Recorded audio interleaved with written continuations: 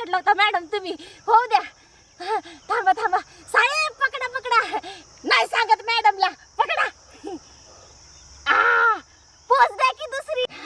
या अजून जवळ या. या हा द्या, मस्त पोच द्या. हस की जरा. अगं बाई काय मस्त. हा साहेब एक नंबर. दुसरी पोच, दुसरी पोच. बत्तीशी दाखवा की जरा. अगं बाई काय मस्त फोटो आलाय ग. हे बघा एक नंबर फोटो.